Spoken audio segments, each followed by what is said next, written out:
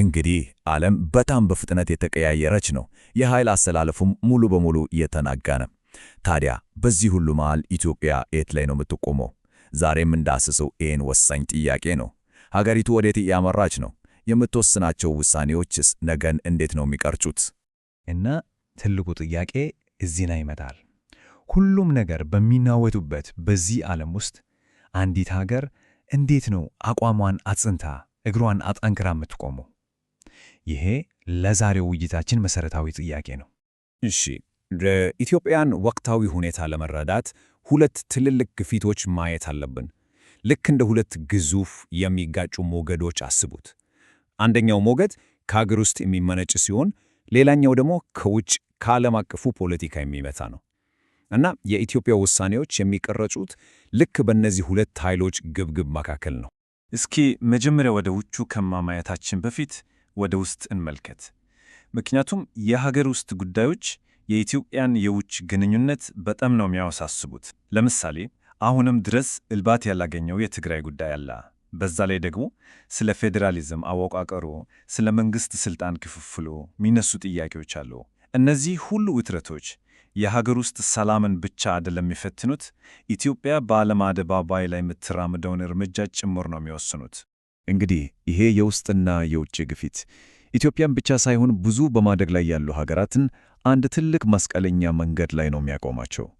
ምርጫው ይሄ ነው።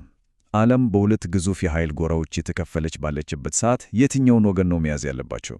እስኪ እነዚህን ሁለት ጎራዎች ትንሽ ፈጠን ብለን እንያቸው።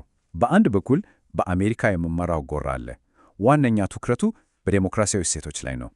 በሌላኛው ጫፍ ደግሞ በቻይና የሚመራው ጎራ አለ። እሱ ደግሞ ፈጣን የኢኮኖሚ እድገትን ነው እንደ ዋነኛ አማራጭ የሚያቀርበው። ግን ዘዴያቸው ይለያያል። ትንታኔው እንደሚያስቀምጠው የምዕራቡ ዓለም አካሄድ አንዳንዴ በጣልቃ ገብነት ይገለጻል። ይህም መፈንቅለ መንግሥትና የእርስ በርስ ጦርነቶችን አስከትሏል የሚል ትችት ይቀርበታል። ቻይና በበኩሏ ደግሞ በወታደራዊ ኃይል ጣልቃ ባትገባም እጅግ በጣም ግዙፍ የሆነውን የኢኮኖሚ ጡንቻዋን ትጠቀማለች።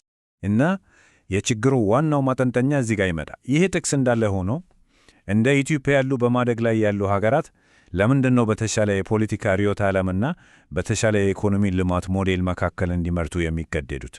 ይሄን ነው ዋናው ጥያቄ። ሁለቱንም አጣምሮ መሄድ አይቻልም ወይ? እውነቱን ለመናገር ይሄ ምርጫ በፍጹም ቀላል አይደለም። ታሪክን ስንመለከት የሚያስከትለው መዘዝ እጅግ በጣም ከባድ ነው። የተሳሳተውን ወገን የመራጡ እንደ ኦቶማን ግዛትና ሶቪየት ኅብረት ያሉ ግዙፍ ኃያላን መንግሥታት ሳይቀሩ ፈርሰዋል። ስለዚህ ይሄ የፖሊሲ ጉዳይ ብቻ አይደለም፣ የህልውና ጉዳይ ነው ማለት ይቻላል። ታዲያ አማራጩ ይሄ ብቻ ነው? በሁለቱ ጎራዎች መካከል መምረጥ ብቻ? መልሱ አይደለም ነው። ሌላ ሦስተኛ አማራጭ እየመጣ ነው። ይህም ባለብዙ ዋልታ ወይም መልቲፖለር የዓለም ሥርዓት የሚባለው ነው። እስኪ ይሄ ምን ማለት እንደሆነ በደንብ እንየው። እሺ፣ ባለብዙ ዋልታ ስንል ምን ማለታችን ነው? በቀላሉ ለማስረዳት የዓለም ኃይል በአንድ ወይም በሁለት ሀገራት እጅ ብቻ ከመሆን ይልቅ በብዙ ሀገራት መካከል የተከፋፈለበት ሥርዓት ማለት ነው።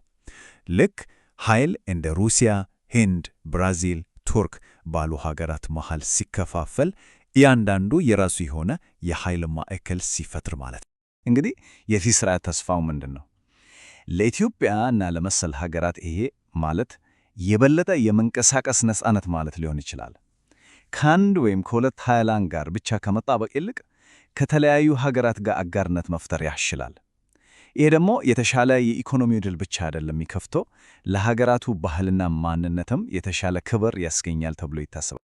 ግን ሳንቲም ሁለት ገጽታ እንዳለው ሁሉ ይሄ አዲስ ሥርዓትም የራሱ ስጋቶች አሉት።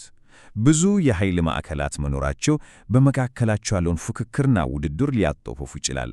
እነዚህ ሀገራት ተጽዕኖአቸውን ለማስፋት በሚያደርጉት ትግል ውስጥ ዓለም የበለጠ ያልተረጋጋች ልትሆን ትችላለች።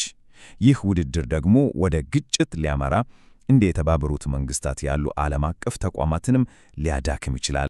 እሺ፣ በዚህ ሁሉ ውስብስብ ሁኔታ ውስጥ ኢትዮጵያ ምን ማድረግ አለባት? ትንተኔው የሚያመለክተው አንድ ግልጽ አቅጣጫ አለ። እሱም ሉዓላዊነትንና ራስን መቻልን ማዕከል ያደረገ ስትራቴጂ ላይ ማተኮር ነው። ግቡ በጣም ግልጽ ነው። ኢትዮጵያ የራሷን ዕጣ ፈንታ በራሷ የምትወስን፣ በኢኮኖሚ የተነከረች እንዲሁም በፖለቲካ ውሳኔዎቿ ላይ ከማንም ተጽዕኖ ነፃ የሆነች ሀገር መገንባት ይህን ግብ ለማሳካት ደግሞ በሦስት ዋና ዋና ምሰሶዎች ላይ መደገፍ ያስፈልጋል። የመጀመሪያው ኢኮኖሚው ነው፣ የኢኮኖሚ ጥንካሬ። ይሄ ማለት ከጥሬ ዕቃ ሽያጭ ወጥቶ ምርቶችን አቀነባብሮ መላክ፣ የሀገር ውስጥ ሀብትን በአግባቡ መጠቀቅ እና በቴክኖሎጂ መመንጠቅ ማለት ነው። ሁለተኛው ምሰሶ ጠንካራ አስተዳደር መገንባት ነው። ይህም የሕግ የበላይነትን ማረጋገጥ፣ ሰብአዊ መብቶችን ማክበርን ይጠይቃል። ሦስተኛ እና ወሳኝ ነገር ከጎረቤት ሀገራት ጋር ያለውን ግንኙነት ማጠናከር ማለትም ቀጣናዊ ውህደት ነው። ምክንያቱም የኢትዮጵያ ሰላም ከቀጣናው ሰላም በፍጹም ሊነጠል አይችልም። ይህ ስትራቴጂ ደግሞ የውጭ ፖሊሲውን ሙሉ ለሙሉ ነው የሚቀይረው። ከባህላዊ ሀያላን ሀገራት ጥገኝነት ለመውጣት ከሌሎች በማደግ ላይ ካሉ ሀገራት ጋር ያለውን ትብብር ማጠናከር አለበት። ይህ የደቡብ ደቡብ ትብብር የሚባለው አካሄድ የዚህ አዲሱ ስትራቴጂ ዋነኛ አካል ነው። እንግዲህ ወደ መደምደሚያው ስንቃረብ አንድ ጥልቅ ሐሳብ ላይ ነው የምንደርሰው። የኢትዮጵያ ሚና በዚህ በሚመጣው አዲስ የዓለም ስርዓት ውስጥ ተመልካች መሆን ብቻ አይደለም፣ ከዛም በላይ ስርዓቱን ከሚቀርጹት ከሚገነቡት ሀገራት አንዷ መሆን ነው። ይህ በጣም ትልቅ መልእክት ነው። ኢትዮጵያ ዝም ብላ ዓለም እስኪስተካከል መጠበቅ የለባትም በፍጹም። ይልቅስ ይህን አዲስና የተሻለ ስርዓት በመገንባቱ ሂደት ውስጥ ግንባር ቀደም ተዋናይ መሆን አለባት። ከተጠባባቂነት ወደ ገንቢነት የምትሸጋገርበት ጊዜ ነው። ታዲያ ይህን በተግባር እንዴት ነው የምታደርገው? በእጇ ያሉትን ትልልቅ መድረኮች በመጠቀም ነው።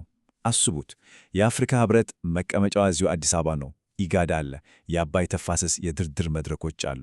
እነዚህን ሁሉ በመጠቀም የራሷንና የቀጠናውን ጥቅም በጋራ ማስከበር ትችላለች። እናም በመጨረሻ በዚህ ጥያቄ እንቋጭ። ኃይል ከአንዱ ወደ ሌላው በሚሸጋገርበት በዚህ ታሪካዊ ወቅት የዓለምን አዲስ ካርታ የሚስለው ማን ነው? ይህ ጥያቄ ለኢትዮጵያ ብቻ ሳይሆን ለመላው ዓለም የቀረበ ጥልቅ ጥያቄ ነው።